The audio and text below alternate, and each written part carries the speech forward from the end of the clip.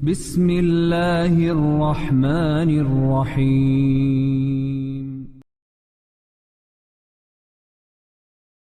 والصلاة والسلام على رسول الله وعلى آله وصحبه ومواله ولا حول ولا قوة إلا بالله. فقال الله عز وجل: يا أيها الذين آمنوا اتقوا الله حق تقاته ولا تموتن إلا وأنتم مسلمون. فإن أصدق الحديث كتاب الله وخير الهدى هدى محمد صلى الله عليه وسلم وشر الأمور محدثاتها وكل محدثة بدعة وكل بدعة ضلالة وكل ضلالة في النار. Ma'asyiral muslimin, jamaah sekalian yang dirahmati Allah Subhanahu wa taala. Alhamdulillah, pada malam hari ini kembali Allah Subhanahu wa taala pertemukan di Masjid Jabal Arafah, dan tidak henti-hentinya kita mendoakan kepada yang membangunnya dan juga yang memakmurkan masjid ini. Semoga Allah Subhanahu wa taala membalas dengan balasan yang lebih baik dari apa yang sudah dibangunnya.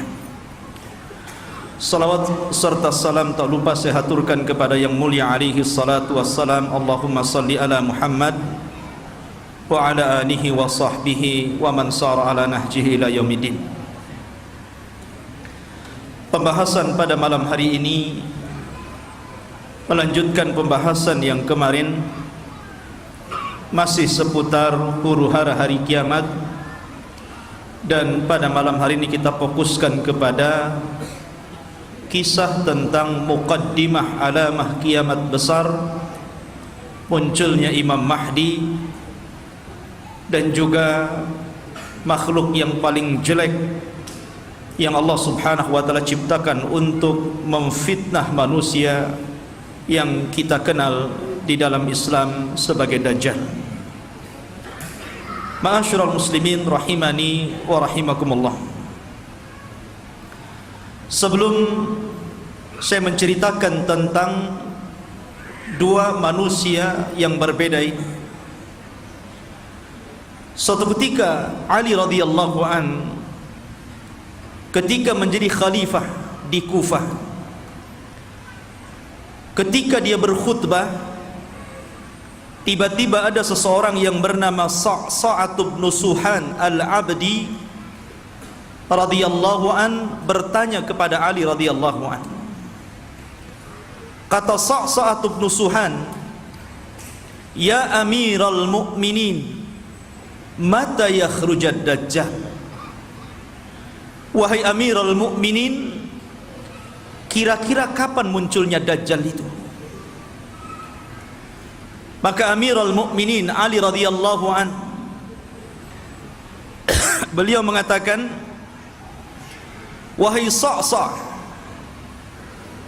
engkau bertanya kepadaku sesuatu yang sangat besar, maka akan aku jawab, dan tolong ingat-ingat jawabanku." Maka Ali radhiyallahu an mengatakan, "Idza amatan nasu salawat," apabila manusia sudah mulai meninggalkan salat, "wa adha'ul amanah," apabila manusia sudah melalaikan amanah, "wa kana al-hilmu dha'fa wadh-dhulmu fakhra," dan ketika sifat lemah lembut sudah melemah di hati manusia, kemudian kezaliman semakin menguat dan menjadi sebuah kebanggaan, maka di situ Dajjal akan keluar. Kemudian kata Ali radhiyallahu an, "Wa umara'uhum fajarah wa wuzara'uhum khawanah wa a'wanuhum zalamah wa qurra'uhum fasaqah." Dan ketika para pemimpin yang diangkat adalah pemimpin-pemimpin yang bejat, Kemudian para menterinya adalah para pengkhianat-pengkhianat bangsa, dan para pendukungnya adalah orang-orang zalim, dan para ulamanya menjadi ulama-ulama ulama-ulama yang fasik. Maka ketika itu Dajjal akan keluar. Kemudian Ali radhiyallahu melanjutkan, wa dhahara al-jawru wa fasaz zina wa dhahara ar-riba wa quti'atil arham. Dan ketika kezaliman dan kelaliman menyeruak di tengah-tengah bumi ini, kemudian menyebarnya zina, tampaknya riba, dan orang sudah mulai memutuskan silaturrahim, maka itu juga alamat telah dekatnya munculnya Dajjal. Kemudian kata Ali radhiyallahu an, wattukhidatil qainat wa syuribatil khumur. Dan ketika manusia sudah mulai memanggil-manggil para penyanyi untuk menyanyi, kemudian khamar diminum secara bebas. Artinya di sini ikhwatu fiddin, maka kalau itu terjadi maka telah dekat kemunculannya. Dan hari ini kita lihat anak-anak kita dicuci otaknya oleh televisi-televisi. Kemudian dibayangkan kalau dia ingin seperti selebritis fulan dan fulana, karena merasa bahwa kalau menjadi artis dan selebritis itu hidupnya senang. Kemudian kata Ali radhiyallahu an, wa nuqidatil uhud wa dhuyyatil atamat wa tawana nas fi salatil jamaah. Kemudian ketika manusia sudah mulai tidak peduli dengan janji, mereka khianati janji-janji. Kemudian sudah lemah, orang lemah untuk melakukan qiyamul lail. Dan hari ini kita lihat ada orang ikhwatu fiddin, dia rela tidur di siang hari hanya untuk nonton bola dunia di malam hari. Bangun dia di malam hari, kopinya sampai 1 ember biar nggak tidur, dia rela seperti itu ya. Kemudian dan manusia sudah mulai lalai dan malas untuk sholat di masjid, tentu bagi laki-laki. Padahal kata Ali radhiyallahu an, perhatikan, wa zakhraful masajid wa tawwalul manabir wa halul masahif. Padahal masjid pada hari ini kita saksikan hampir semua masjid itu tidak ada yang jelek, semua bagus, besar-besar, indah-indah. Tapi kemana orang-orang yang sholat di dalamnya? Kemudian menara tinggi-tinggi, sampai sekarang mencari masjid, mengenali masjid itu lebih mudah dengan cara apa? Melihat menara. Oh, di sana ada masjid. Dari mana antum tahu? Tuh menaranya. Artinya orang dimudahkan untuk mencari dan melangkahkan ke masjid. Karena apa? Tidak disusahkan orang cari masjid, tapi orang malas ke masjid. Kemudian juga mereka mulai meninggalkan mushaf, padahal cetakan Al-Quran itu hampir setiap tahun dicetak, disebarkan di mana-mana. Quran itu tidak sulit untuk mendapatkannya, tapi orang malas membaca Al-Quran. Ada yang mengatakan nunggu Ramadan katanya, karena ada tadarus. Sampai Ramadan enggak juga baca Quran. Kemudian kata Ali radhiyallahu an, apabila ini sudah terjadi maka dekatlah munculnya Dajjal. Kemudian Ali melanjutkan, wa akhadhur rusha wa akalur riba wasta'malus sufaha wastakhaffu bid-dima. Ketika manusia sudah mulai mudah untuk memakan rasuah, sogok menyogok. Di negeri kita ini korupsi itu bukan hanya tingkat level atas saja, level bawah pun sama. Bahkan antum buat KTP saja kadang-kadang ada pelicinnya ya. Bahasa rasuah itu kan bahasa pelicin katanya. Kalau ingin licin pakai oli saja lah. Jadi ikhwatu fiddin yang dimuliakan Allah Azza wa Jalla, dan ini sudah banyak di mana-mana. Hampir semua sektor pekerjaan itu mesti ada rasuah. Padahal Rasul mengatakan ar-rasi wal murtasi finnar, orang yang memberikan sogokan, orang yang memakan sogokan sama-sama di neraka. Wa akalur riba, dan orang sudah gemar memakan riba. Bahkan ada orang yang nggak mau kerja dengan cara menyimpan uangnya di bank-bank konvensional. Dia hanya makan bunganya saja. Bahkan riba di hari ini subhanallah luar biasa. Karena riba itu mudah didapati hampir di semua tempat. Di tiang listrik ada riba, di pohon pisang ada riba, di pagar-pagar orang ada riba, gitu kan. Silahkan pinjam dengan gadekan bunga kecil, katanya. Jadi semua orang terlibat dengan riba. Kemudian ketika manusia sudah mulai menjadikan para pemimpin-pemimpin yang jahil, pemimpin-pemimpin yang bukan bidangnya, dia letakkan di situ. Harusnya ketika Anda mencari pemimpin atau pengurus untuk memimpin sesuatu, cari pemimpin-pemimpin yang layak dan bisa mengurus urusannya. Contoh saja umpamanya, yang paling mudah pesantren ataupun yayasan. Kadang orang-orang mencari pemimpin yang bukan orang-orang ahli agama. Macam mana orang yang bukan ahli agama memimpin pesantren yang notabene di situ diajarkan Al-Quran dan Sunnah? Jadi apa itu pesantren jadinya? Ini okelah pesantren-pesantren. Lah yang lebih dari itu seperti kepala desa, lurah, camat, bupati, sampai kepada presiden. Ketika manusia sudah melalaikan itu, dan mereka juga menganggap remeh persoalan darah.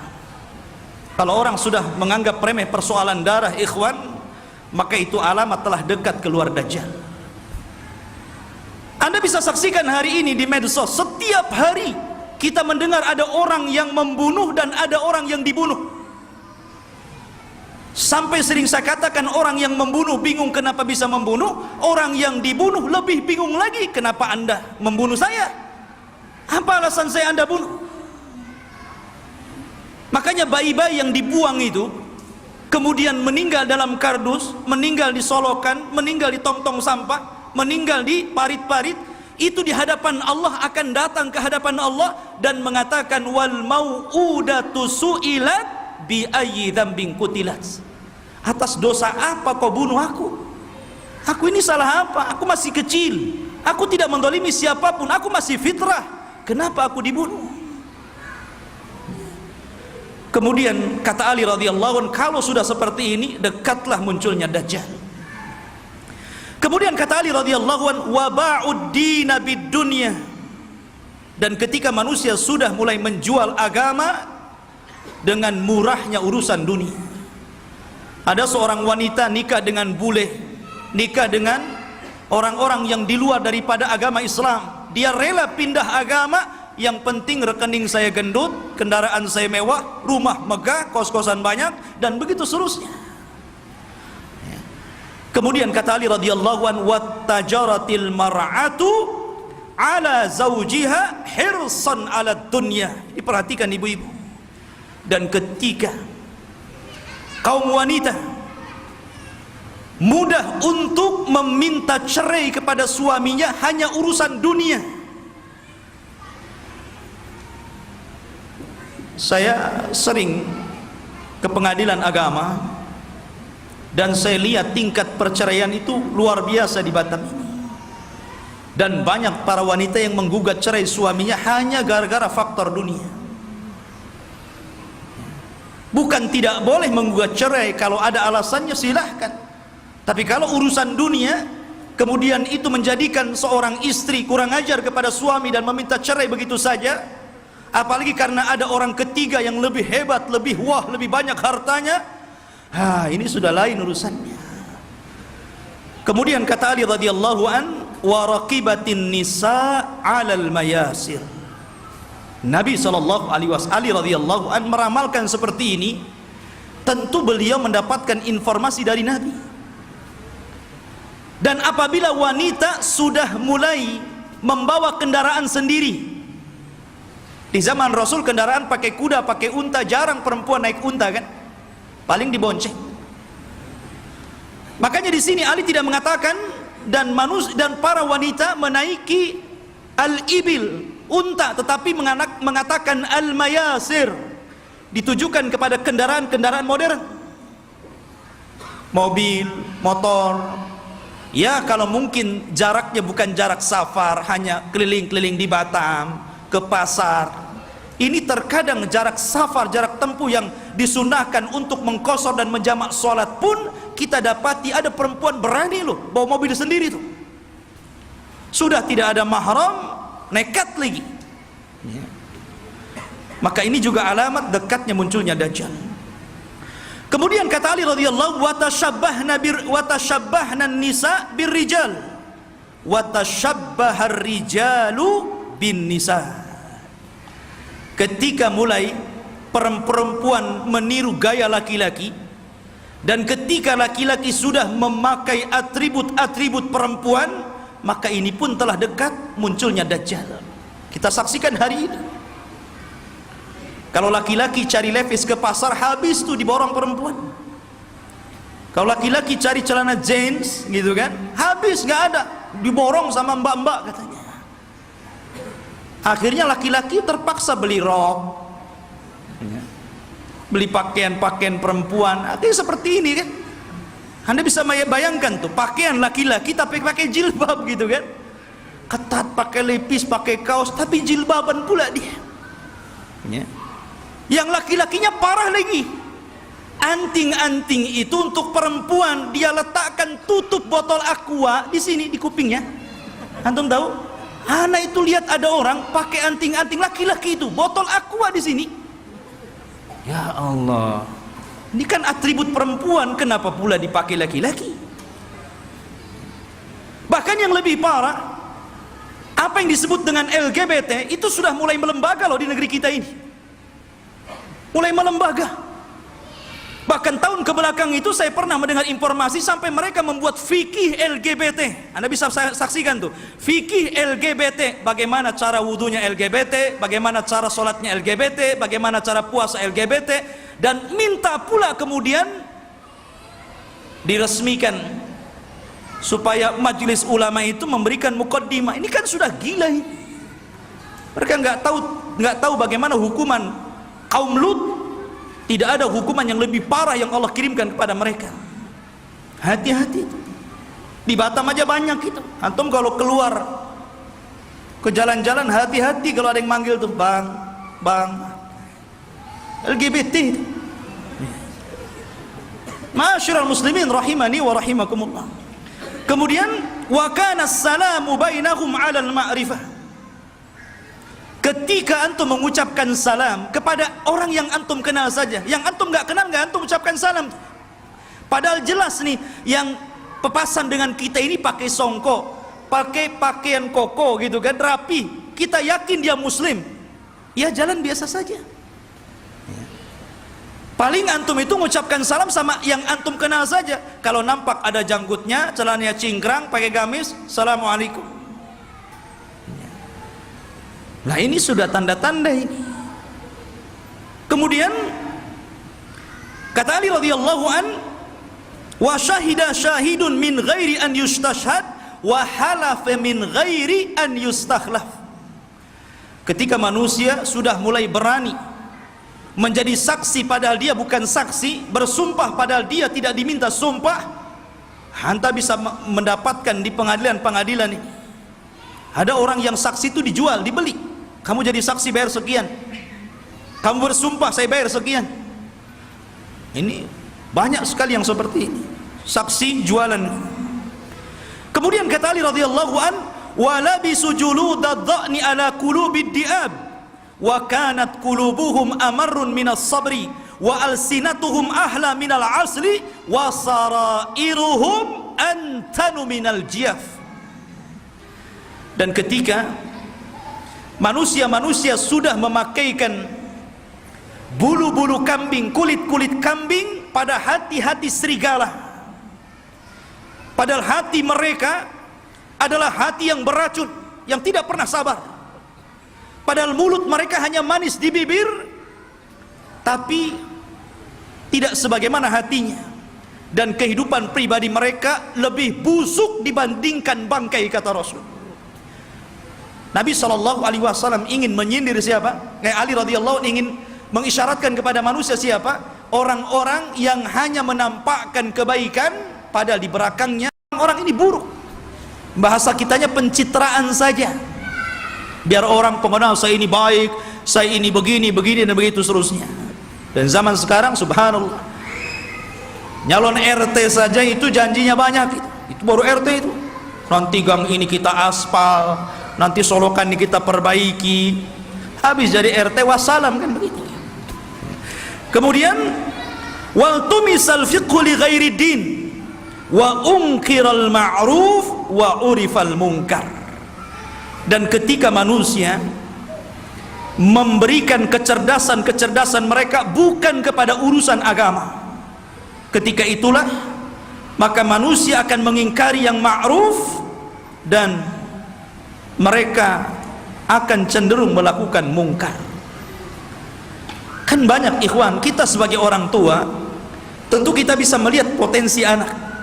Anak saya ini cerdas, hafalannya mudah, ya. Harusnya kalau orang tua sudah tahu anak ini ada bakat kecerdasan, arahkan ke agama. Mumpung mereka masih bisa merekam gitu kan. Kalau sudah tua susah, ibarat menulis atau mengukir di atas lautan gitu kan, di atas air. Ya nggak mungkin. Tapi kalau mengukir di atas batu sih masih berbekas. Maka dari sini ketika kecerdasan bukan kepada urusan agama, tapi untuk urusan dunia, maka orang pasti akan mengingkari yang ma'ruf dan akan melakukan kemungkaran. Kata Ali, kalau sudah tersusun beberapa masalah ini, maka pasti kedekatan munculnya Dajjal sudah dekat. Fannajatun najah, hati-hati kalian, hati-hati kalian, selamatkan diri-diri kalian dan selamatkan diri-diri kalian. Ikhwatu fiddin yang dimuliakan Allah Subhanahu wa taala. Kita tahu bahwa ketika fitnah sudah menyebar di sana dan di sini, apa yang saya katakan tadi, dan hampir semua yang dikatakan Ali radhiyallahu an berlaku. Dan itu kita saksikan bermunculan setiap hari, dan Anda bisa saksikan di medsos-medsos yang kita lihat setiap hari. Apa yang disebutkan Ali itu bermunculan tuh satu-satu. Lah ketika ini sudah terjadi, maka muqaddimah alamat kiamat besar akan muncul. Apa muqaddimah alamat kiamat besar? Khurujul Mahdi, keluarnya Imam Mahdi. Ini yang kita akan bahas. Ma'asyiral muslimin rahimani wa rahimakumullah. Kita tahu bahwa kemunculan Imam Mahdi dan kemunculan Dajjal itu hampir beriringan. Imam Mahdi dulu, baru kemudian Dajjal. Dan Nabi SAW mengatakan Dajjal tidak mungkin keluar kecuali ala khiffatin minad din wa qillatin minal ilmi. Dajjal tidak mungkin keluar sampai manusia lemah dalam agama dan sedikit pengetahuan tentang Dajjal. Ketika orang sudah tidak berkhutbah lagi menceritakan tentang Dajjal, ketika pengajian-pengajian sudah tidak disinggung lagi tentang bab Dajjal, ketika orang-orang sudah tidak peduli dengan kisah-kisah Dajjal, maka ketika manusia lalai, muncullah makhluk yang jahat ini. Ma'asyiral muslimin rahimani wa rahimakumullah. Pada minggu yang lalu sedikit saya akan ulas sebelum kemunculan Imam Mahdi. Nabi SAW mengatakan Imranu Baitil Maqdis kharabu Yathrib. Apabila pusat kekuatan kaum muslimin sudah dipusatkan di Baitul Maqdis, di Yerusalem, alhamdulillah kita bersyukur kepada Allah Subhanahu wa taala. Allah telah menggagalkan keinginan barat untuk memindahkan Israel Raya di tengah-tengah kota Yerusalem. Ini sebuah nikmat. Tapi walaupun kemudian terjadi, maka itu adalah alamatul kiamah. Itulah yang memang akan berlaku di akhir zaman. Berarti kalau ini berlaku, tanda-tanda itu semakin dekat dan dekat. Kata Nabi SAW, apabila seluruh kaum muslimin dari belahan dunia sudah mempusatkan kekuatan mereka di Yerusalem, tepatnya di Baitul Maqdis, kharabu Yasrib, ketika itu kota Yasrib, kota Madinah dan Mekah akan ditinggalkan manusia. Padahal Mekah dan Madinah itu ketika itu dalam posisi sebaik-baiknya ekonomi, tapi akan ditinggalkan dan akan berhijrah ke Baitul Maqdis. Wa kharabu Yasrib khurujul malhamah, dan ketika Yasrib roboh, Madinah roboh, kosong, tidak ada orang karena hijrah semua ke Syam, maka ketika itu muncullah malhamatul kubra, perang besar. Malhamah itu diambil dari kata-kata lahmun. Lahmun itu artinya daging. Kenapa kemudian peperangan disangkut pautkan dengan daging? Karena ketika itu peperangan, setelah orang melakukan peperangan dengan alat-alat canggih, maka alat-alat itu kemudian dimusnahkan, maka kembali peperangan menjadi peperangan kembali ke alat-alat tradisional. Boleh jadi mungkin diawali dengan perang nuklir dulu, karena masing-masing negara punya nuklir gitu kan, masing-masing negara punya rudal, punya senjata hebat. Boleh jadi muqaddimah peperangan ini dilakukan dengan cara perang teknologi dulu. Setelah kemudian hancurnya negeri-negeri, senjata pun sudah tidak ada lagi, hanya bangkai-bangkai besi-besi tua, disitulah kemudian peperangan akan kembali ke perang tradisional. Disinilah pembenaran sabda Nabi SAW, agar anda melatih diri dengan cara berkuda, dengan cara menombak, dengan cara memanah, dengan cara berpedang, karena perang akan kembali ke zaman itu. Ma'asyiral muslimin, kemudian wa khurujul malhamah, apabila telah nampak malhamah, orang berperang dengan pedang sehingga daging tercabik-cabik dan melayang kemana-mana, darah muncrat kemana-mana, ketika terjadi malhamatul kubra, atau dalam bahasa barat Armageddon gitu kan, dalam masalah bahasa kita malhamatul kubra, maka ketika itu kaum muslimin menguasai Konstantinia. Apa Konstantinia? Konstantinia adalah Konstantinopel, akan dikuasai. Di mana Konstantinopel itu? Di Turki sana. Jadi kaum muslimin akan menguasai sampai ke sana. Wa fathul Konstantinia, dan ketika Konstantinia dikuasai kaum muslimin, bangsa Rom sampai ke Italia, sampai ke ibu kota Italia, kaum muslimin sampai ke sana, bergerak sampai ke arah Eropa sana. Maka disitulah kata Nabi SAW, wa fathul Konstantinia khurujud dajjal, ketika kaum muslimin memenangkan perang besar, perang Konstantinia, maka ketika itu munculnya dajjal. Ma'asyiral muslimin rahimani wa rahimakumullah, kita tahu bahwa pusat kekuatan kaum muslimin, saya katakan kelak akan berada di Palestina, tepatnya di Yerusalem, Baitul Maqdis. Semua kaum muslimin, tentara-tentaranya dari berbagai macam negara akan bergabung di situ. Maka disitulah ikhwatu fiddin, barat ini punya kepentingan. Mereka hendak menghancurkan bangsa-bangsa yang menurut mereka itu sangat kuat dan tidak bisa dikalahkan oleh sendiri. Maka akhirnya mereka melakukan perdamaian bersama kaum muslimin untuk sama-sama menyerang bangsa-bangsa yang menurut orang-orang Romawi itu sangat berbahaya bagi mereka dan juga kaum muslimin. Maka berdamailah ketika itu kaum muslimin dengan orang-orang barat, dan hari ini juga berdamai, ya kan? Kita tahu Liga Arab, mereka ada hubungan dengan barat, entah secara ekonomi, politik atau yang lainnya, itu namanya perdamaian juga. Tapi di akhir zaman, yang namanya perdamaian itu tentu setelah adanya peperangan. Kalau tidak ada peperangan, mau damai apa? Perang dulu baru damai ya. Makanya Nabi SAW mengatakan, tastalihuna antum warrum sulhan aminah. Kalian kaum muslimin di akhir zaman akan berdamai dengan orang-orang Nasrani, orang-orang Romawi. Dan ketika itu orang-orang Romawi aktsarun nas, orang yang paling banyak pasukannya. Mereka tuh banyak sekali. Cuman masalahnya, kalau memang orang-orang Nasrani itu mereka kuat, kenapa tidak langsung menyerang kaum muslimin? Karena kaum muslimin itu walaupun sedikit ditakuti oleh orang-orang kafir. Lihat di zaman Rasul, perang Badar, 300 melawan 1.300, menang. Lihat perang Mu'tah. Antum tahu perang Mu'tah? Perang Mu'tah itu perang di mana kaum muslimin berhasil memerangi orang-orang Romawi. Nabi menulis surat kepada Raja Romawi. Suratnya itu dirobek, utusannya dibunuh. Marah orang-orang Romawi ini, akhirnya menyiapkan pasukan bergerak untuk menyerang Nabi. Kata Nabi, kalau mereka menyerang kita di Madinah, maka akan banyak terbunuh, laki-laki, perempuan, anak-anak, kakek-kakek. Ini tidak adil.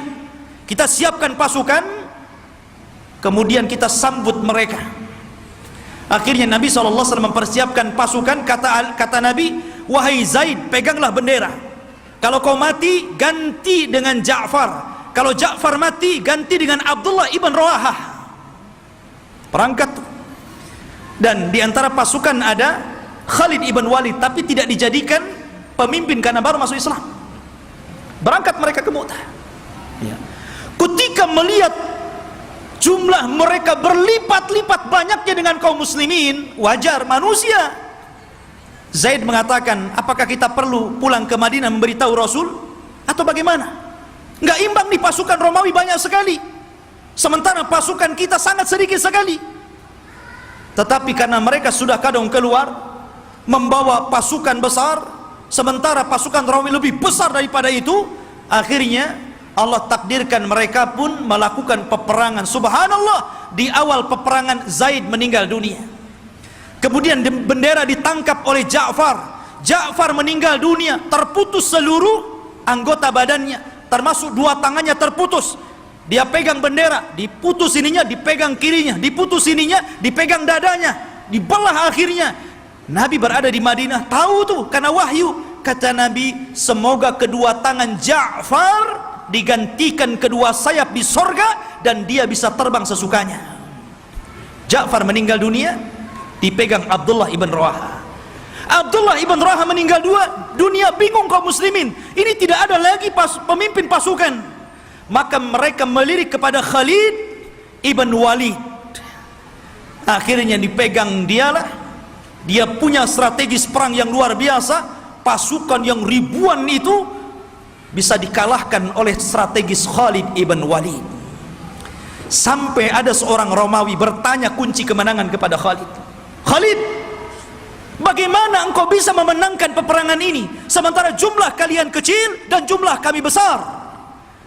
Kemudian Khalid memberikan kuncinya. Kata Khalid, nahnu qaumun nuhibbul maut kama tuhibbul haya. Kami kaum yang cinta kematian sebagaimana kalian cinta kehidupan. Berani mati, itulah kuncinya. Ya. Ma'asyiral muslimin rahimani wa rahimakumullah. Lah, perang ini akan berlaku kelak di akhir zaman. Tetapi orang-orang Islam akan bergabung dan melakukan perdamaian bersama orang-orang Romawi, kemudian akan menyerang sebagian. Ada yang memprediksi maksudnya yang diserang adalah negara-negara yang mereka berada di benua Asia. Ya, mungkin Cina, mungkin Korea, mungkin negara-negara, kita tidak tahu, Allahu a'lam. Karena Rasul tidak menyebutkan negara mana yang diserang. Rasul hanya mengatakan watagzuna aduwan miwaraihim. Kalian akan berperang dengan musuh dari belakang kalian. Tidak disebutkan siapa mereka. Tetapi perang ini adalah gabungan pasukan kaum muslimin dan Romawi menyerbu negara itu dan dimenangkan. Ketika dimenangkan ini akhirnya saling mengklaim. Kata orang Nasrani, ini kemenangan kami. Kata orang Muslim, tidak, ini kemenangan kami. sehingga muncullah satu orang Romawi, satu orang Salibi mengatakan ghalabas salib, ghalabas salib, ghalabas salib. Sungguh kami salib yang menang, kami salib yang menang, kami salib yang menang. Datanglah seorang muslim mengatakan balillah ghalab, bahkan Allah yang memenangkan perang ini.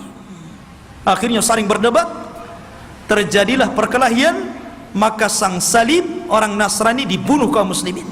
Dari sinilah orang-orang Romawi berkhianat. Berkhianat. Padahal mereka tertulis melakukan perjanjian itu 10 tahun. Ada yang mengatakan di tahun ketiga, ada yang mengatakan di tahun kelima, mereka berkhianat. Atas pengkhianatan inilah, maka kemudian mereka hendak menyerang kaum muslimin, menyiapkan pasukan besar. Dan kaum muslimin butuh pemimpin untuk melawan Romawi. Dari sinilah apa yang kita bahas malam ini, khurujul Mahdi, muncul Imam Mahdi untuk melawan orang-orang Romawi. Ma'asyiral muslimin rahimani wa rahimakumullah.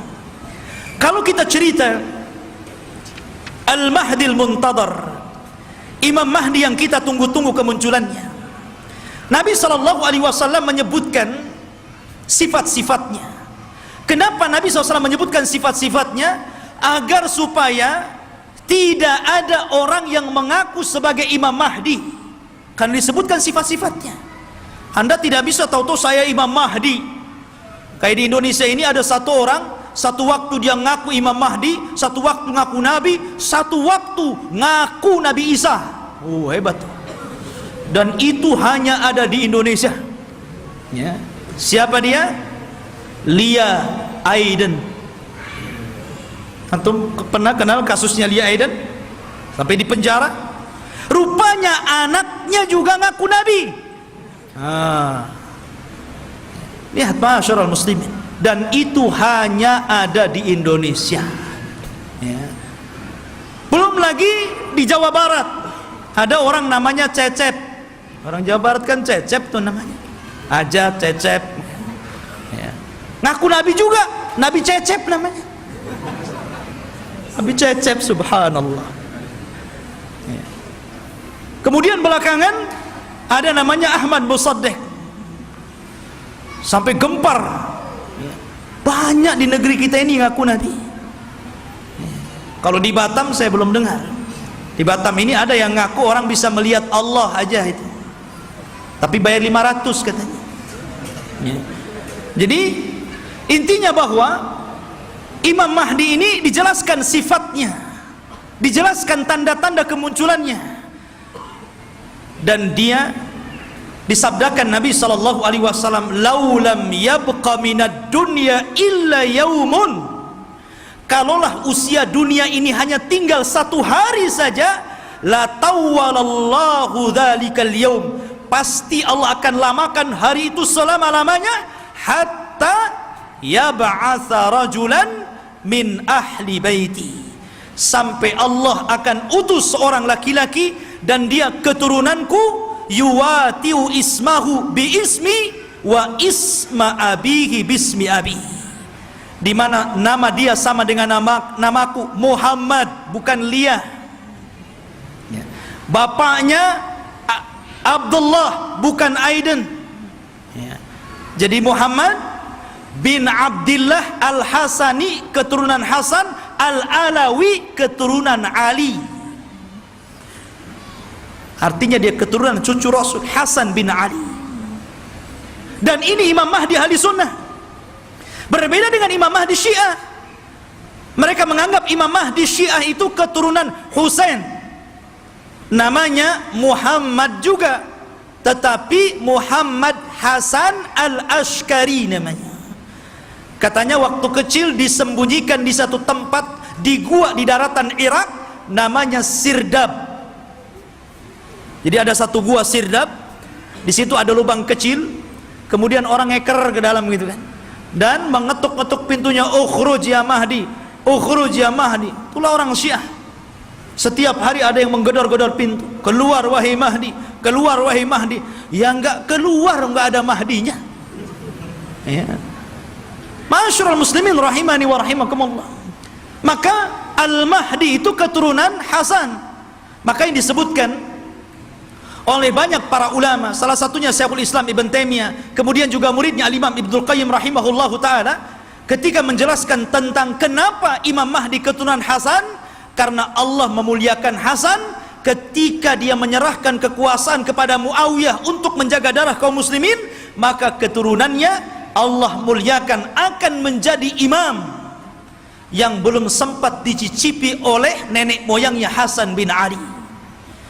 Padahal Hasan bin Ali sudah jadi presiden di zaman itu, tapi cuma 6 bulan saja melihat ada gelagat pergerakan kaum muslimin pembela Ali akan perang lagi dengan Muawiyah, dia tidak mau ada pertumpahan darah. Akhirnya dia ngalah, dia yang menyerahkan kekuasaan kepada Muawiyah, engkau saja yang jadi raja, yang jadi rakyatnya.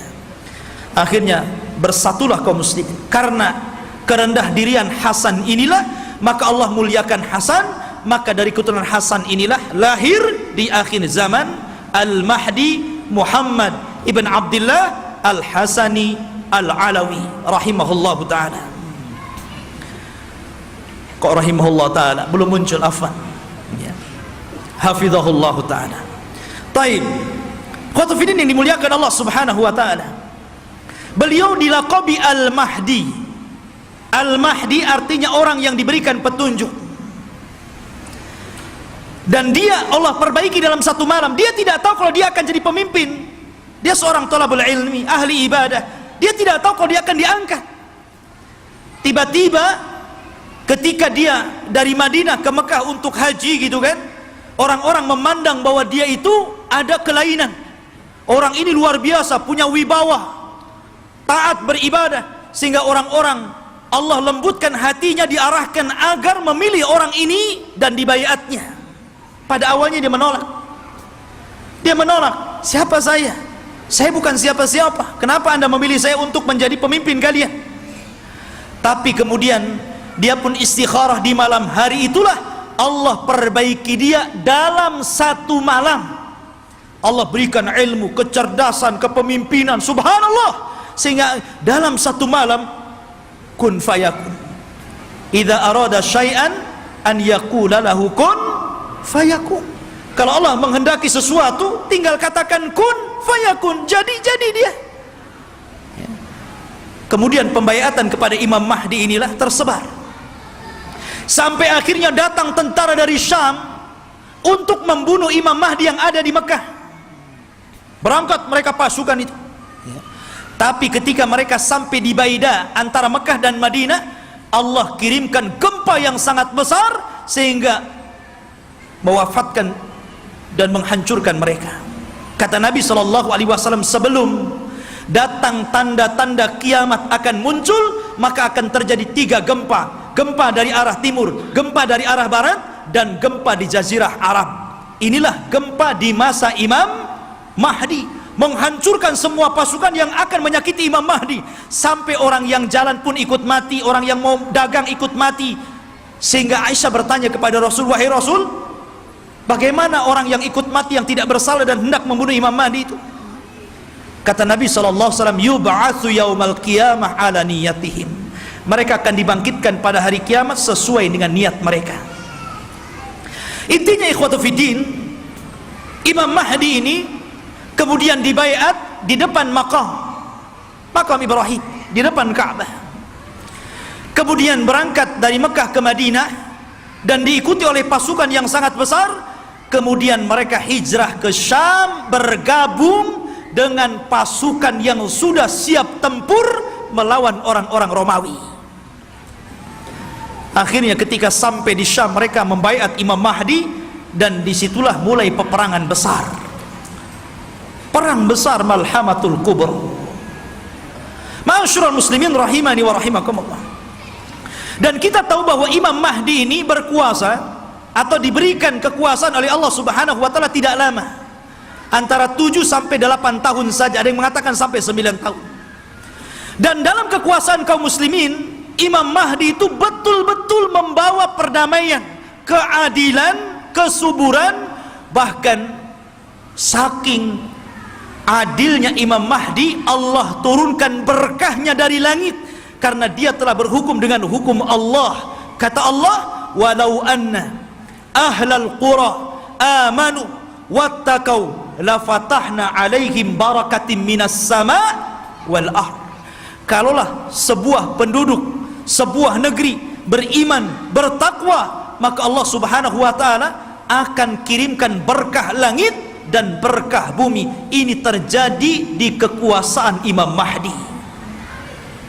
Kaum muslimin harta dibagi rata sehingga tidak ada miskin, tidak ada kaya, semua sama. Imam Mahdi berhukum dengan hukum Allah, dan dia menggunakan khilafah dengan khilafah minhaj nubuwah. Ma'asyiral muslimin rahimani wa rahimakumullah. Lah ketika Imam Mahdi memimpin pasukan ini, kemudian Imam Mahdi berhasil menyerang orang-orang Romawi sampai ke jantung kotanya. Kemana? Ke Itali. Romawi di mana? Di Itali. Jadi bergerak dengan pasukannya sampai menyerbu orang-orang Romawi itu sampai ke jantung kotanya, ke Itali sana. Ketika menang dalam peperangan, para sahabat sudah merasa kaya dengan harta rampasan perang. Karena kalau perang itu ikhwan, kalau musuh kalah kan semua jadi milik kaum muslimin. Tanah milik kaum muslimin, rumah milik kaum muslimin, kendaraan milik kaum muslimin, kaya. Ya. Makanya tidak ada bisnis yang lebih menguntungkan kecuali perang. Kalau menang dapat segalanya, kalau kalah ya matilah tuh. Artinya di sini ikhwatu fiddin yang dimuliakan Allah Azza wa Jalla, maka ketika sudah sampai dimenangkan itu, mereka berada di Eropa, itu berada di Itali, dan dimenangkan kaum muslimin, maka mereka sedang beristirahat di bawah pohon zaitun sambil menggantungkan pedang-pedang mereka, menunjukkan perang hari itu bukan dengan rudal, bukan dengan nuklir, tapi kembali ke pedang, kembali ke panah, kembali ke tombak, kembali ke kuda, kembali ke unta, persis di zaman Rasul. Disitulah syaitan datang, kemudian berteriak bahwa Dajjal telah muncul di Syam dan membawa pasukan dan akan masuk ke rumah-rumah mereka. Oh, mendengar itu, maka Imam Mahdi mengutus 10 orang yang berkuda. Kata Nabi SAW, aku kenal siapa nama-namanya, aku kenal bagaimana kudanya, dan mereka adalah sebaik-baik penunggang kuda pada hari itu. Itu Rasul yang mengatakan. Jadi mereka diutus Rasul untuk membenarkan apakah kedatangan Dajjal itu memang ada ataukah hanya isu. Jadi 10 orang ini yang sudah dijanjikan oleh Nabi SAW, kelak Imam Mahdi akan mengutus 10 orang. Rasul tahu namanya, Rasul tahu kudanya, dan mereka adalah penunggang-penunggang yang terbaik ketika itu. Berangkatlah 10 orang ini ke Syam. Rupanya tidak benar, tidak ada pasukan Dajjal yang akan menyerbu rumah-rumah mereka. Tapi memang pada hari itu Dajjal muncul. Dajjal muncul pada hari itu, tapi tidak menyerang rumah-rumah mereka, sehingga mereka bergerak tuh, pasukan kembali ke Syam. Disinilah bermula kisah Dajjal. Bicara tentang Dajjal ikhwatu fiddin yang dimuliakan Allah Subhanahu wa taala, Dajjal itu adalah makhluk Allah Subhanahu wa taala. Dia bukan Tuhan. Dia adalah keturunan dari Bani Adam. Bukan setan, bukan jin, bukan juga iblis. Bahkan dia lebih hebat daripada jin, lebih hebat daripada setan lagi. Tapi dia keturunan Bani Adam. Ma'asyiral muslimin, suatu ketika Nabi SAW mendatangi para sahabat. Sahabat sedang bicara tentang Dajjal. Saking banyaknya Rasul membicarakan tentang Dajjal di khutbah-khutbahnya, di majelis ta'limnya, di perang-perangnya, selalu cerita Dajjal, sehingga sahabat menyangka jangan-jangan Dajjal itu ada di kebun kurma Madinah. Ya. Maka Nabi SAW mendatangi mereka, dan sahabat mengatakan, ya Rasulullah, aktsartal hadis anhu fakhifna hatta dhananna anna ad-dajjal fi atrafin nakhli. Wahai Rasul, kau terlalu banyak menceritakan Dajjal, sehingga kami takut jangan-jangan Dajjal itu sudah ada di kebun kurma. Maka Nabi SAW mengatakan, bukan demikian, jangan kalian mencelaku karena aku banyak bercerita tentang Dajjal, karena ini fitnah lebih besar daripada harta, lebih besar daripada fitnah anak-anak, lebih besar daripada fitnah peperangan yang menghancurkan negara dan membunuh kaum muslimin, lebih besar daripada fitnah-fitnah ini semuanya. Kata Nabi SAW, ghairu Dajjal akhwafuni alaikum, tidak ada yang lebih aku takutkan kepada kalian kecuali fitnah Dajjal. In yakhruju fikum, kalau seandainya Dajjal itu muncul kepada kalian, wa ana hayyun, dan saya masih hidup, fa ana hajijudunakum, saya yang akan melawannya, saya yang akan berperang dengan dia. Akan tetapi kata Rasul, iyakhruju fikum wa ana mayyitun, kalau Dajjal keluar kepada kalian dan saya sudah mati, fakullu nafsin dha'iqatul maut, setiap jiwa pasti mati. Kata Nabi SAW, famru'un hajijunya nafsahu, maka setiap orang harus membela dirinya masing-masing, karena tidak ada yang bisa melawan Dajjal kecuali seorang Nabi, maksudnya Nabi Isa. Makanya ketika Nabi SAW mendengar ada di Madinah seorang anak kecil yang Allah berikan keanehan dari ilmu-ilmu jin, namanya Saf, atau dikenal dengan Ibnu Soyyad, anaknya seorang Yahudi. Sifat-sifatnya sama dengan Dajjal yang diceritakan Nabi, anak kecil ya. Bahkan sebagian para sahabat bersumpah bahwa dia Dajjal. Salah satunya Umar ibn al-Khattab radhiyallahu an bersumpah dia Dajjal, dan Rasul membiarkan sumpahnya dan tidak mengingkari. Akhirnya Rasul datang dengan Abu Bakar, dengan Umar, ingin mengecek tentang keberadaan anak kecil namanya Saf, atau disebut dengan Ibnu Soyyad ini. Berangkat Rasul, kemudian masuk ke kampung Yahudi. Rupanya betul ada anak kecil yang sedang bermain-main dengan anak-anak yang lainnya. Kemudian Nabi memanggil anak kecil namanya Saf itu dan mengatakan, ya Saf, atashhadu anni Rasulullah, wahai Saf, apakah engkau bersaksi saya adalah utusan Allah? Anak kecil nengok Nabi, kemudian dia mengatakan, asyhadu annaka nabiyul ummiyin, aku bersaksi engkau adalah Nabi yang diutus oleh Allah subhanahu wa ta'ala. Tiba-tiba Saf berbalik tanya kepada Rasul, ya Muhammad, atashhadu anni Rasulullah, hei Muhammad, maukah kau bersaksi aku juga utusan Allah? Bayangkan, anak kecil ngomong di hadapan Rasul, mau enggak kau bersaksi saya juga utusan Allah sama dengan kamu? Kata Rasul, amantu billahi walir rasul, aku beriman kepada Allah dan kepada Rasulnya saja. Maka Nabi SAW makin yakin, karena Dajjal itu kemunculannya akan mengaku Nabi dan berakhir mengaku Tuhan ya. Maka kemudian kata Nabi SAW, ya Saf, inni khaba'tu laka khaba'an, wahai Saf, dalam hatiku, dalam dadaku, aku menyembunyikan beberapa kalimat, karena ketika itu Rasul baru diturunkan ayat kepadanya, surah kepadanya, namanya suratul Dukhan, dan itu para sahabat belum tahu, baru turun kepada Rasul suratul Dukhan.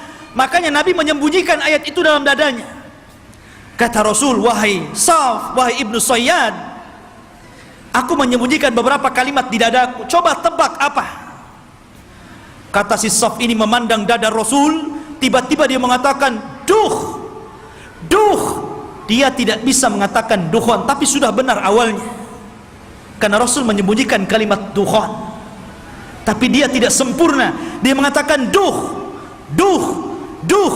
Maka Rasul langsung mengatakan, ikhsha falan ta'du wa qadrak, jelek engkau, celaka engkau, engkau tidak mungkin bisa meneruskan kalimat-kalimat yang ada di dadaku. Tapi dari Rasul makin bingung, jangan-jangan ini betul-betul Dajjal nih ya, dia tahu isi hati saya gitu, anak kecil si Saf ini ya. Akhirnya Rasul pulang. Kemudian pada waktu yang lain dia ajak lagi Umar dan Abu Bakar, ingin mengecek lagi keberadaan si Saf ini. Setelah ketemu dan hendak kemudian diintai dan kembali ingin diuji, tiba-tiba datang ibunya melihat ada Rasul sallallahu alaihi wasallam dan ibunya kenal. Ya Saf, ataka Muhammadun. Ya Saf, ataka Muhammadun. Hei Saf, Muhammad sudah datang di sampingmu. Maka Saf pun kemudian langsung pergi kemudian di belakang ibunya. Kata Nabi sallallahu alaihi wasallam, "Lau tarakathu latabayyana amruhu." Kalau ibunya ketika itu tidak memanggil-manggil, tentu aku sudah tahu siapa si Saf ini. Apakah Dajjal atau bukan Dajjal. Tetapi ikhwatu fiddin, kenyataannya si Saf ini kemudian tumbuh besar dan dia masuk Islam. Tapi dalam hati para sahabat masih ragu masalahnya. Jadi dia sudah tua masuk Islam, sahabat masih ragu, masih ketakutan dengan si Saf ini Ibnu Sayyad yang sudah besar dan masuk Islam. Jangan-jangan dia Dajjal pura-pura masuk Islam. Jadi suatu ketika Abu Sa'id Al-Khudri radhiyallahu an, ketika Saf ini hendak berangkat haji dan para sahabat banyak yang sudah berangkat duluan, rupanya Abu Sa'id Al-Khudri ketinggalan dan Saf atau Ibnu Sayyad yang sudah tua, sudah dewasa gitu kan. Ketika itu Abu Sa'id Al-Khudri karena kecapean kemudian berada di bawah pohon untuk istirahat. Tiba-tiba si Saf ini baru datang mau haji juga gitu kan. Dan Abu Sa'id Al-Khudri sangat ketakutan dengan Saf ini karena Rasul pernah mengatakan dan sebagian para sahabat bersumpah dia Dajjal, itu masalahnya. Tiba-tiba ikut pula di samping Abu Sa'id, ikut duduk di situ. Gemetar Abu Sa'id ini. Ya. Tapi Saf mengatakan, "Ya Abu Sa'id, aku tahu engkau takut kepadaku. Tapi coba pikirkan wahai Abu Sa'id, bukankah Dajjal itu tidak punya anak? Aku punya anak. Bukankah Dajjal tidak mungkin masuk Islam? Aku masuk Islam. Bukankah Dajjal itu tidak mungkin datang ke Mekah dan tidak juga menginjak Madinah? Aku bisa ke Mekah, aku bisa ke Madinah. Kenapa kau ragu? Aku ini sedih, kenapa orang-orang menuduhku Dajjal?" Ya. Dari situ Abu Sa'id Al-Khudri agak tenang itu. Tetapi Abu Sa'id Al-Khudri menjadi ketakutan di endingnya. Ketika Ibnu Sayyad atau Saf mengatakan, "Tetapi ya Aba Sa'id, aku tahu di mana letaknya Dajjal." Ketika dia ngomong begini, langsung diambil barang-barangnya, kabur dia. Ya. Dia tahu di mana letaknya Dajjal. Ya. Awalnya dia sudah merendah tuh. Tahu-tahu endingnya yang nggak enak gitu kan. Tapi ya Aba Sa'id, ana azri aina maudhi'ad Dajjal. Saya tahu di mana Dajjal berada, katanya. Masya Allah. Makanya suatu ketika Abdullah bin Umar radhiyallahu an pernah membuat marah, dipukulnya Ibnu Sayyad sampai marah. Karena marah Ibnu Sayyad, Ibnu Umar ketakutan, akhirnya lari ke rumah Hafsah. Dia melapor gitu kan, "Ya Hafsah, saya tadi pukul Saf, Ibnu Sayyad dia marah." Kata Saf, kata saudaranya Hafsah ini, "Wahai Abdullah bin Umar, kau sudah tahu bagaimana sabda Rasul tentang kemunculan Dajjal. Dajjal tidak mungkin keluar kecuali karena kemarahan yang sangat besar. Hati-hati kamu." Ya. Dari situ ikhwatu fillah yang dimuliakan Allah Azza wa Jalla, sehingga para ulama ini mengatakan Saf ini Dajjal atau bukan. Tetapi pendapat yang kuat, boleh juga dia Dajjal, tapi Dajjal min dajajin, Dajjal yang lainnya. Karena Rasul mengatakan di akhir zaman akan muncul dajjaluna kadzabuna salasuna kulluhum yad'una annahum nabi. Akan muncul zamannya di mana dajjal para pendusta 30 orang akan mengaku dia nabi. Maka mungkin boleh jadi salah satunya adalah Ibnu Sayyad. Karena Ibnu Sayyad tidak dikisahkan meninggalnya, tiba-tiba dia hilang begitu saja. Ya. Ma'asyiral muslimin, ataupun mungkin dia jasus, mata-matanya Dajjal, kita tidak tahu. Tapi yang jelas Dajjal itu sudah ada di zaman Nabi SAW. Sampai ada kisah yang luar biasa dari seorang sahabat namanya Tamim ibnu Aus Ad-Dari. Tamim ibnu Aus Ad-Dari ini masuk Islam belakangan, 2 tahun sebelum wafatnya Rasul. Di tahun ke-9 Hijriah dia baru masuk Islam. Dan dia seorang pelaut. Jadi suatu ketika Tamim Ad-Dari ini banyak berjasa juga dalam Islam, walaupun dia tidak lama berjumpa dengan Rasul, tapi dia orang yang menerangi masjidnya Rasul dengan pengalamannya, dan dia pula yang membuat mimbar Rasul. Ini Tamim ibnu Aus Ad-Dari. Ya. Jadi suatu ketika sebelum dia masuk Islam, dia berlayar ke lautan. Tidak tahu di laut mana, karena kemunculan Dajjal itu tidak jelas. Cuman Rasul mengatakan dari arah timur kota Madinah. Ketika Rasul, apakah di laut Syam? Tidak. Apakah di laut Yaman? Tidak. Lalu di mana? Dari timur Madinah. Dari timur Madinah, yang mungkin mengarah ke Irak, ke Iran, begitu kan? Karena Dajjal juga akan muncul di situ. Jadi Tamim ibnu Aus Ad-Dari ini berlayar, tiba-tiba diombang-ambingkan dengan 30 awaknya, kemudian terdampar di satu tempat, semuanya hutan belantara. Ada yang mengatakan di laut Yaman. Jadi ketika dia merasa, ini saya sudah mati atau belum? Rupanya belum mati. Maka dengan pasukannya masuk ke dalam hutan. Di tengah hutan dia mendapatkan satu binatang, subhanallah, nggak tahu belakang, nggak tahu depan, karena buluan semuanya, berbulu dari atas ke bawah. Dan itu makhluk yang pertama kali dijumpai oleh Tamim Ad-Dari. Gimana nggak takut? Nggak pernah melihat makhluk seperti itu. Maka dengan ketakutannya dia mengatakan, siapa kamu? Ya, kata Tamim Ad-Dari, kaget loh, ini binatang tak bisa ngomong. Ya, dia mengatakan, kami dari Arab. Terus balik nanya, siapa kamu? Ana jassasah. Jassasah itu artinya jasus, mata-mata. Maksudnya mata-matanya. Ya. Maka kemudian siapa jassasah? Jassasah tidak mengatakan. Jassasah hanya mengatakan, engkau sudah ditunggu orang. Dia sudah lama bertahun-tahun mencari kabar, ternyata orang yang ditunggu sudah datang. Datanglah kau ke salah satu gubuk atau rumah besar yang ada di tengah hutan. Kau temui dia. Dia sudah lama menunggu kalian. Berangkatlah Tamim dan 30 awaknya ke tempat yang diisyaratkan makhluk tadi. Rupanya ada. Masuk ke dalam rumah, ada orang yang diborgol tangannya, diborgol kakinya, diborgol lehernya. Tiba-tiba mengatakan kepada orang ini, dari mana kalian? Maka Tamim dengan ketakutan mengatakan, nahnu minal Arab, kami dari Arab. Ha, kalian dari Arab? Taib, saya akan bertanya kepada kalian, bagaimana kondisi kebun kurma Baisan? Kebun kurma Baisan, ya, ma'ruf, ya, kurmanya dulu sangat luar biasa. Kata Tamim Ad-Dari, subhanallah, kebun kurma Baisan itu kebun kurma yang kualitasnya tinggi, berbuah terus, tidak pernah nggak berbuah, saking suburnya. Maka Rasul mengatakan, sebentar lagi tidak ada kurmanya. Kata para peneliti, hampir sudah 100 tahun yang silam dari sekarang ini, sudah tidak berbuah lagi kurma-kurma yang ada di Baisan itu. Kemudian kata orang ini mengatakan, bagaimana kabar tentang telaga yang ada di Tobariyah, telaga Tobariyah. Dan telaga Tobariyah itu telaga yang dijadikan orang-orang Israel untuk diambil air minum bersih mereka. Apakah nyusut atau tidak? Kata dia, oh masih banyak airnya. Dan katanya hari ini, saya baca di Google itu, ya bisa percaya bisa tidak Google, kalau ingin yakin antum ke sana saja, ke Israel, ya. Katanya sudah surut hampir 30-40% airnya. Artinya apa yang dikatakan orang ini menjadi sebuah kenyataan. Kemudian kata orang ini mengatakan, bagaimana kabarnya Ainuz Zughar? Ainuz Zughar, mata air Zughar itu mata air bersih yang biasa diambil minum dan untuk perairan ladang, dan itu berdekatan dengan Bahrul Mayyit, ya, dengan laut mati. Laut mati yang dulu kaum Lut diadab, kemudian ditimpakan dan sekarang jadi laut mati. Lah, Ainuz Zughar itu ada di sekitar itu.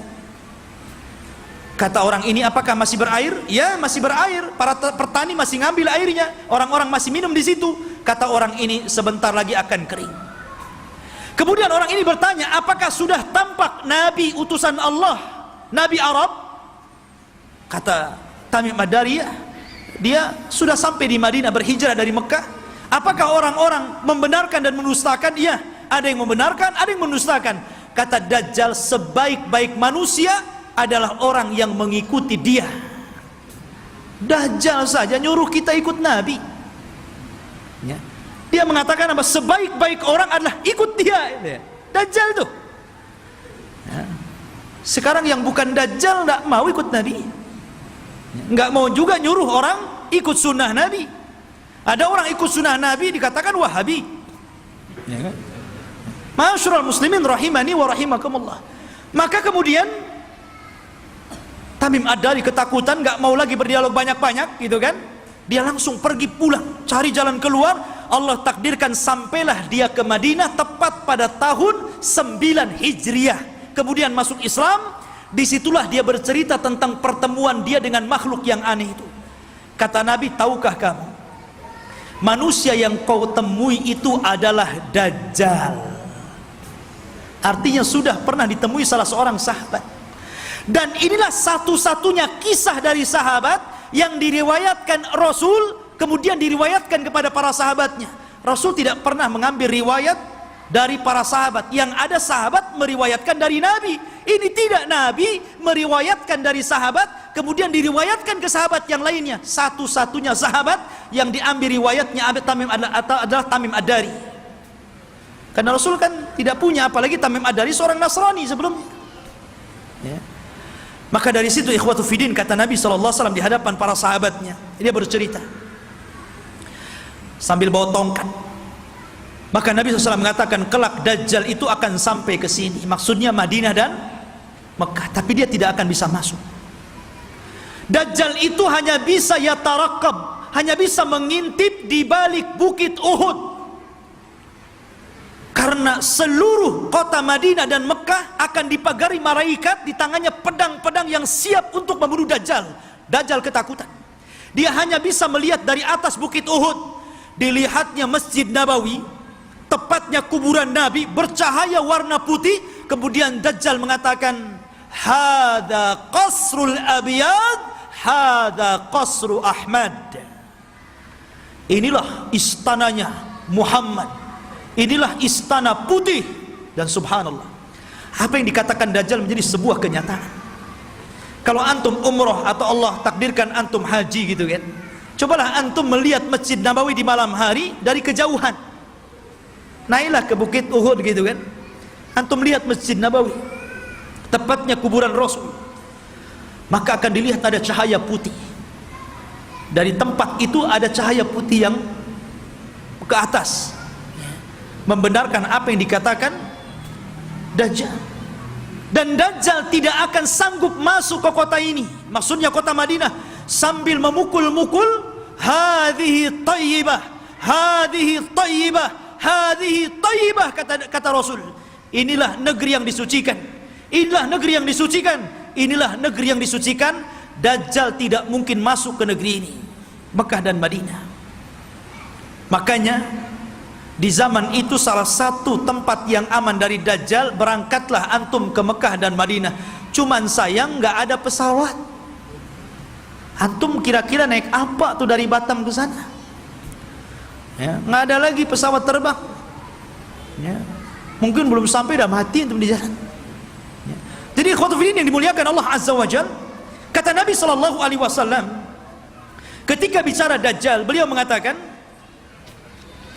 sesungguhnya ayyuhan nas, innaha lam takun fitnatun ala wajhil ardi mundu dhara Allahu dzurriyyata Adam a'zam min fitnatid Dajjal, wa inna Allah lam yab'ats nabiyyan illa hadzara ummatahu Dajjal wa ana akhirul anbiya wa antum akhirul umam. Wahai manusia, tidak ada satupun fitnah yang lebih dahsyat ketika Allah menciptakan anak Adam dibandingkan fitnah Dajjal. Karena andailah seluruh dukun-dukun yang ada di dunia dikumpulkan, kemudian melakukan kontes sihir, maka sihir mereka jauh di bawah sihir Dajjal. Nggak ada dukun, walaupun satu dunia melawan Dajjal, nggak akan bisa dilawan. Sihirnya luar biasa, ya, itu dukun tuh memang luar biasa sihirnya. Diberikan oleh Allah Azza wa Jalla kekuatan sehingga orang mudah untuk percaya bahwa dia Tuhan kita. Itu masalahnya. Kalau tukang sihir itu kan ma'ruf di zaman Nabi Musa. Justru ketika Nabi Musa menampakkan mukjizatnya, semua tukang sihir beriman kepada Musa, walaupun belakangan dibunuh semua oleh Fir'aun. tapi mereka orang yang dimasukkan ke dalam sorga padahal tidak pernah sujud kepada Allah sedikit pun, karena beriman kepada Musa. Ya. Lah kata Nabi SAW, sejak zaman Adam dilahirkan dan anak cucunya sampai hari ini, tidak ada fitnah yang lebih besar daripada fitnah Dajjal. Dan tidak ada satupun Nabi yang Allah utus kecuali memperingatkan umatnya tentang kemunculan Dajjal. Nabi Syuaib memperingatkan umatnya tentang kemunculan Dajjal. Nabi Saleh, Nabi Yakub, Nabi-Nabi yang lainnya, Nabi Ibrahim, Nabi Sulaiman, Nabi Daud, dan seluruh para Nabi, mereka mengingatkan tentang kemunculan Dajjal. Kalau seluruh para Nabi dan Rasul mengingatkan akan kemunculan Dajjal, termasuk juga Nabi kita Muhammad SAW, maka cukuplah ini bukti bahwa fitnah Dajjal itu sangat dahsyat, karena seluruh para Nabi memperingatkannya. Ini antum harus paham. Ya. Ma'asyiral muslimin, sedikit kita mengenal ciri-ciri Dajjal. Dajjal itu keriting rambutnya. Bukan berarti yang keriting dia Dajjal. Jadi dia memiliki rambut keriting yang dipintal. Makanya Dajjal itu kusut sekali mukanya. Ya kan? Jadi antum tahu orang-orang yang keriting, habis dikeriting dipintal lagi. Ya. Tetapi dia tidak hitam kulitnya. Biasanya kan yang kriwal yang dipintal-pintal itu kan kebanggaan orang-orang yang berkulit hitam kan. Dajjal tidak, kulitnya putih. Ada yang mengatakan kemerah-merahan. Jadi memang dia putih, tapi kusut. Ya. Kemudian dia buta sebelah mata kanannya, dan ada daging tumbuh di matanya, menonjol seperti anggur keluar. Jadi ada daging tumbuh. Kemudian di dahinya tertulis kafir. Bisa dibaca oleh seorang mukmin, baik yang pandai baca ataupun yang buta huruf, semua bisa baca. Ya. Artinya bahwa semua orang bisa baca, dia kafir, tapi semua orang ikut Dajjal, itu masalahnya. Kan fitnahnya luar biasa. Sudah tahu di jidatnya ada kafir, masih ikut juga dia kan begitu. Itulah fitnahnya. Karena dia bisa dibaca oleh siapapun, yang pandai baca sama yang buta huruf bisa baca. Kemudian juga lehernya lebar, pendek besar, dan kakinya bengkok. Kakinya itu kayak busur panah, jalannya jelek sekali. Dan dia matanya sebelah awar. Dari sini menunjukkan kalau orang itu waras, beriman, imannya kuat, otaknya dipakai, tentu orang itu tidak mungkin mengakui orang seperti ini Tuhan, karena banyak cacatnya. Ya kan jelek itu orangnya, kok jadi Tuhan pula? Ya, dan mengaku ana rabbukum, saya Rabb kalian. Tapi masalahnya walaupun penampilannya seperti itu, tapi dia diberikan kekuatan oleh Allah yang Allah tidak berikan kepada yang lainnya. Makanya ketika Dajjal mengaku Tuhan, maka Allah langsung mengatakan innahu a'war fa innallaha laisa bi'a'war. Dajjal itu a'war, buta sebelah kanannya, dan Allah tidak buta dan tidak buta sebelah. Ya. Ma'asyiral muslimin rahimani wa rahimakumullah. Lah Dajjal ini ikhwatu fillah yang dimuliakan Allah Azza wa Jalla, dijelaskan juga di antara fitnah-fitnahnya secara umum, karena waktu juga yang terus berjalan. Di antara fitnah-fitnah Dajjal yang paling besar adalah mengaku nabi. Kemudian setelah itu mengaku Tuhan.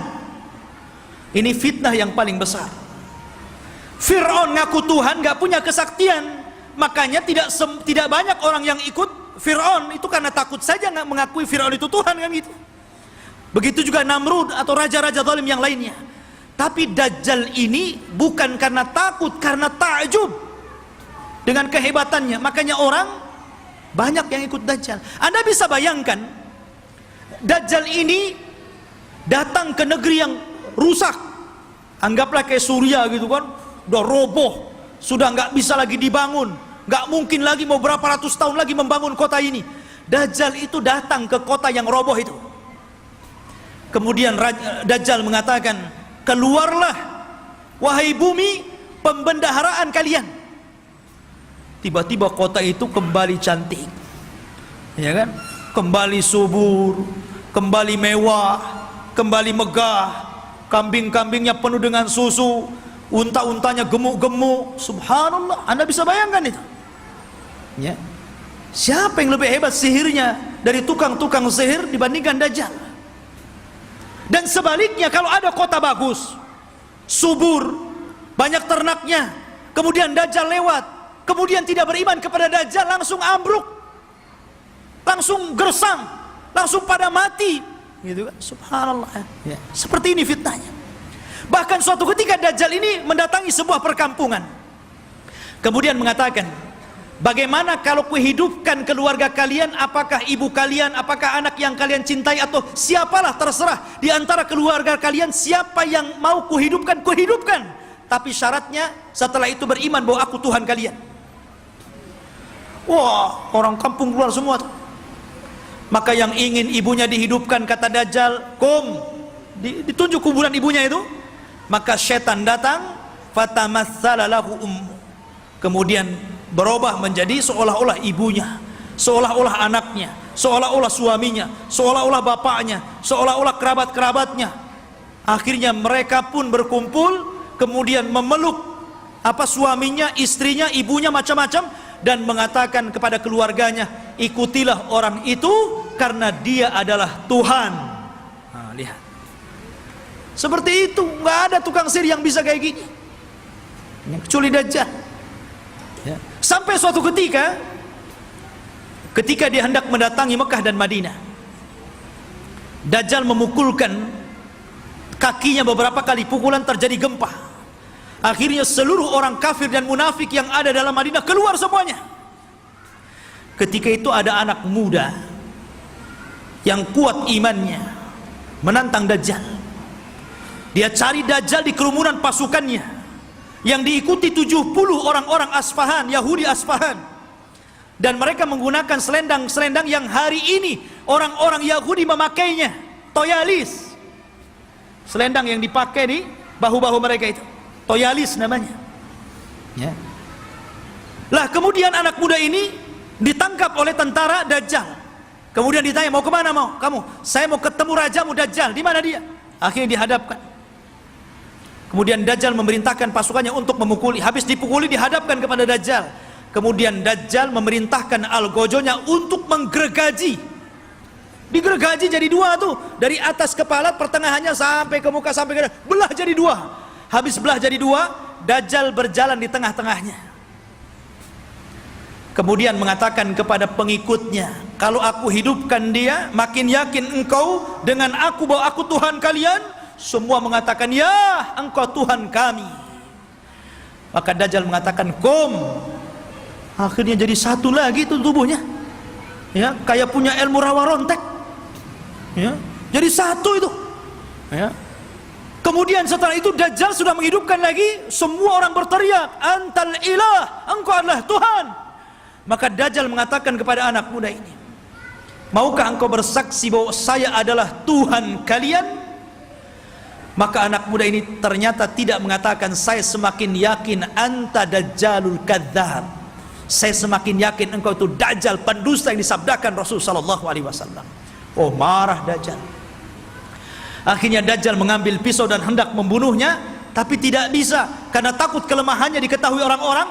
Akhirnya dia pegang tubuhnya dan dilemparkan ke dalam api. Tapi anak muda ini sempat berteriak, engkau tidak akan bisa membunuh kecuali diriku, yang lain tidak bisa, ya. Ma'asyiral muslimin rahimani wa rahimakumullah. Dari sini menunjukkan bahwa luar biasa Dajjal ini. Lah Dajjal ini akan memimpin pasukan besar. Makanya orang-orang Yahudi mereka bermimpi kalau terbentuk Haikal Sulaiman dan robohnya Masjidil Aqsa, kemudian berkumpulnya pasukan, mereka mengatakan, kami sedang menunggu Mesius kami. Mesius itu bahasa mereka, bahasa kita Dajjal. Bahasa kita Dajjal. Makanya kalau kita melihat simbol Zionis itu kan gambar mata gitu. Walaupun Zionis itu sudah tidak asli lagi Yahudi, Karena Zionis itu tidak berpegang dengan Taurat, tapi berpegang dengan Talmud. Talmud itu Taurat yang sudah dirobah-robah, yang kemudian menjadi protokoler Yahudi, harus begini, harus begini, harus begini. Itu Talmud, bukan Taurat. Mereka mengklaim saja Taurat, lahirlah agama Zionis ini. Ya. Intinya bahwa kenapa orang-orang Yahudi bermimpi untuk merebut Yerusalem? Ya tadi, karena di situ mereka memimpikan bahwa Mesius akan datang kepada mereka dan akan memimpin mereka. Ini dibenarkan dalam Islam, karena Dajjal itu akan muncul di situ dan akan dibunuh juga di situ, di Babil Lud atau gerbang Lud yang sekarang menjadi kota yang diagungkan orang-orang Israel, di tengah-tengah Israel, Babil Lud itu, dan Dajjal akan dibunuh di situ. Makanya ikhwatu fillah ini dimuliakan, wajar kalau orang-orang Yahudi berusaha untuk menguasai dunia karena mereka bermimpi bahwa Dajjal akan memimpin mereka. Tapi mereka tidak paham bahwa apa yang mereka mimpikan juga ada dalam Islam, dan kita tidak mimpi, ini sebuah kenyataan bahwa Imam Mahdi akan muncul dan akan menjadi musuhnya Dajjal di akhir zaman dan akan berperang. Cuman karena Rasul yang pernah mengatakan, kalau aku hidup di zaman kalian, aku yang akan menghadapinya, tapi kalau aku mati, tidak ada yang bisa untuk membunuhnya kecuali seorang nabi. Makanya ketika Umar, kembali kepada kisah Ibnu Sayyad, Sauf anak kecil itu, ketika dia meramal apa yang di dada Nabi, Umar mengambil pedang dan mengatakan, da'ni adrib unukoh, Rasul izinkan aku penggal si Ibnu Sayyad ini. Kata Rasul, jangan Umar, kalau dia Dajjal engkau tidak bisa membunuhnya, ada orang lain yang akan membunuhnya. Tapi kalau dia bukan Dajjal, fala hajata laka biqatli, tidak ada hajat engkau membunuhnya, ngapain, biarkan saja dia. Ya. Artinya di sini bahwa terjadinya peperangan pasukan Imam Mahdi dengan Dajjal ini tidak seimbang, karena Dajjal ini pasukannya banyak, bukan pasukan Yahudi Aspahan yang 70.000 saja, tapi akan diikuti oleh tentara-tentara yang sifat-sifatnya persis seperti tentara Mongol. Belum lagi para wanita, belum lagi pasukan-pasukan yang lainnya, sehingga Imam Mahdi terdesak sampai akhirnya sembunyi di Bukit Saina, di Bukit Tur, berhari-hari, berbulan-bulan sampai habis bekalnya. Ketika pasukan sudah putus asa dan mengatakan, wahai imam, kalau kami terus di sini kami mati kelaparan, berarti mati kita mati konyol. Ya, bagaimana kalau kita besok bergerak, kita lawan saja, apa yang terjadi terjadilah, kan begitu. Akhirnya kemudian Imam Mahdi sepakat dengan pasukannya, setelah sholat subuh mereka siap bergerak, apapun yang akan terjadi tetap perang bersama Dajjal. Rupanya Allah takdirkan, disitulah langit digelapkan. Setelah langit digelapkan, tiba-tiba ada cahaya, rupanya dari dua malaikat yang mengapit seseorang yang nafasnya bisa membunuh sejarak sekian dan sekian kalau dihirup orang kafir. Dialah Nabi Isa bin Maryam. Turun, kemudian turun sampai berada di tengah-tengah pasukan Al-Mahdi Al-Muntadhar. Ketika itu sudah azan dan siap sholat, maka melihat bahwa yang turun adalah Isa Al-Masih. Maka Imam Mahdi menyuruh agar dia menjadi imam sholat, tapi menolak. Setiap kaum ada amirnya, maka engkau amir kaum itu, maka kaulah yang sholat. Maka Imam Mahdi menyolati, kemudian Nabi Isa sholat di belakangnya. Ini menunjukkan kalau andai kata Isa dan Musa hidup di zaman sekarang, Anda mengikuti Nabi Musa dan Isa, Anda akan sesat. Isa saja sholat di belakang Imam Mahdi, ya, karena tidak berhak menyebarkan agamanya. Maka setelah sholat itulah, subhanallah, Isa mengusap wajah-wajah pasukan Imam Mahdi dan menyebutkan tingkat derajat mereka di sorga. Wallahi, tidak ada manusia yang lebih bahagia dibandingkan orang yang diusap wajahnya oleh Isa, karena disebutkan derajatnya di sorga. Subhanallah, ya. Dan itulah pasukan yang tersisa, karena pasukan ini kan ada yang gugur, ada yang melarikan diri. Yang sepertiga pasukan melarikan diri, kata Rasul, yang melarikan diri Allah tidak akan memberikan tobatnya kepada mereka. Yang sepertiga yang gugur, maka kata Rasul, mereka adalah sebaik-baik syuhada. Dan yang sepertiganya yang ikut Imam Mahdi inilah yang terus berperang sampai akhirnya melawan Dajjal.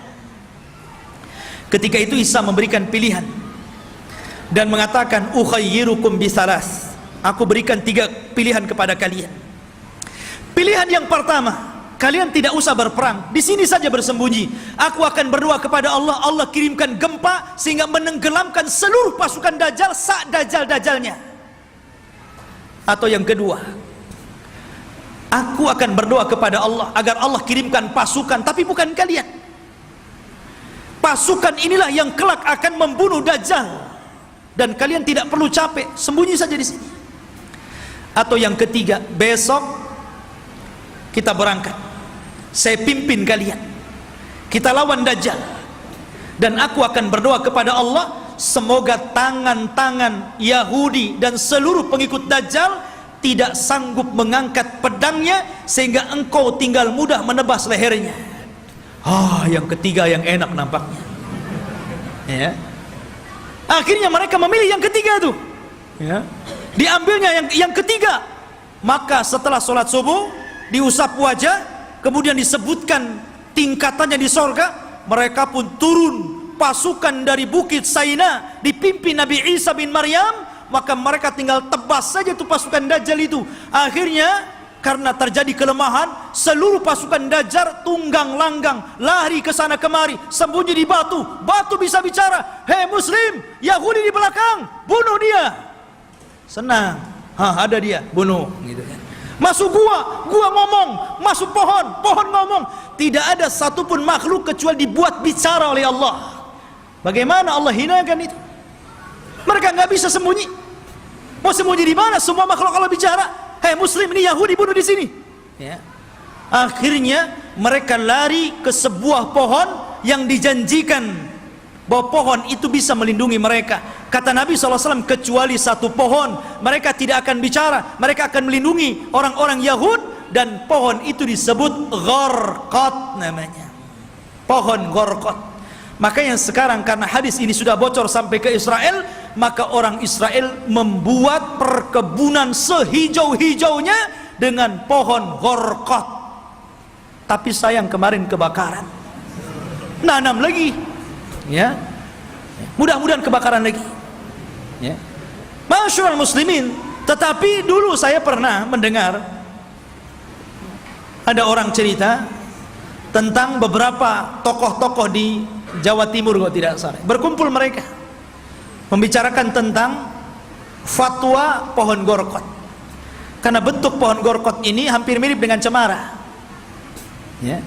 Sehingga kemudian sebagian mereka mengatakan bahwa jangan-jangan cemara itu adalah Gharqad. Sampai akhirnya ada yang memberikan ide, bagaimana kalau kita tebang semua pohon cemara itu, katanya, biar nggak ada orang Yahudi sembunyi di Indonesia, katanya. Bukan cemara, bukan Gharqad, ikhwan. Cemara ya cemara, biarkanlah cemara itu untuk penghijauan, gitu kan, ya. Jadi ikhwatu fillah ini dimuliakan. Jadi pohon Gharqad itulah yang tidak akan bicara. Makanya orang Yahudi mengembangkan pohon ini di mana-mana.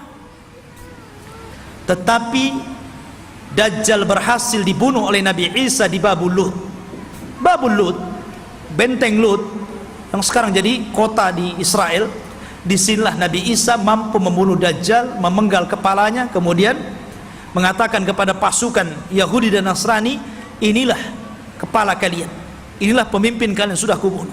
Dari situ mereka menyerah.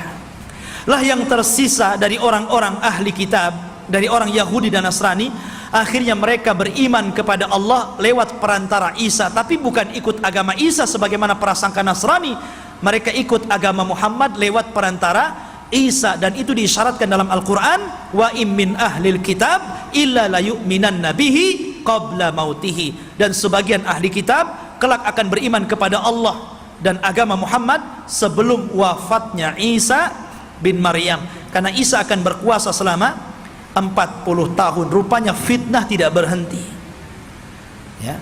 Nanti kita ceritakan fitnah yang lebih besar, yang lebih hebat lagi, fitnah yang kita kenal dengan Ya'juj dan Ma'juj. Kisahnya luar biasa, ya. Kisah Ya'juj dan Ma'juj itu luar biasa sekali untuk kita ceritakan, dan insyaallah kita lanjut pada minggu depan. Wallahu alam, kita cukupkan sampai di sini, mudah-mudahan ada manfaatnya. Subhanakallah bihamdika, asyhadu an la ilaha illa anta astaghfiruka wa atubu ilaik. Allahu ta'ala alam. Assalamualaikum warahmatullahi wabarakatuh.